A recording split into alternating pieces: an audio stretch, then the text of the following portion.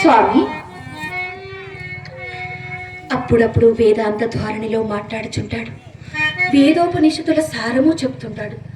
ఇదంతయు గుర్తులేదా కృష్ణమాంబ? ఇదంతా మన హనుమ పూర్వజన్మ సుకృతం. స్వామి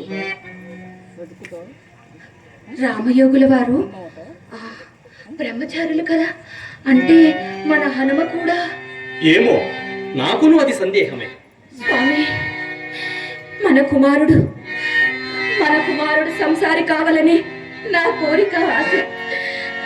ఈ ముద్దులయ్యే ముద్దులకే ముద్దురాలను కోడలుగా తేవాలి స్వామి. అంటే అప్పుడే హనుమ కళ్యాణం గురించి ఆలోచిస్తున్నావా? స్వామి మనం ఇంకా బ్రతికిన నాళ్ళు బ్రతుకుతామా? మన హనుమకు వయసు రాగానే పెళ్లి చేయాలి స్వామి.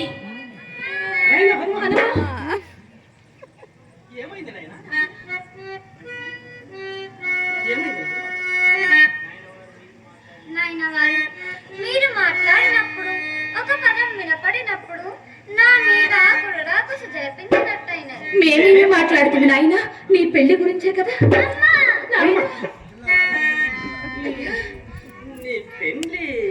ఎవరి పెళ్లి? నీ పెళ్లి నాయన. పెళ్లి అన్నమాట నాకు మధురంగానే వినిపించింది, కానీ నా పెళ్లి అన్నమాట కురడాకుసు జరిపించినట్టయినది.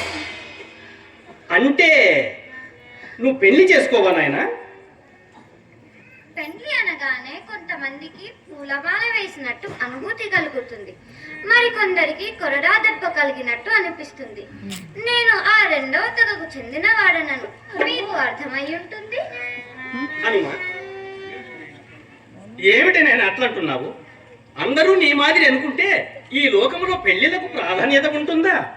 మీరన్నది నిజమే నాయన వారు.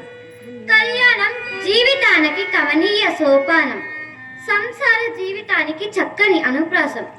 కానీ కొన్ని జన్మలకు అది ఆధ్యాత్మిక వలయమే, ఆశయమే ఉంటుంది. అట్టి జీవితాలకు పెళ్లి నిషిద్ధం.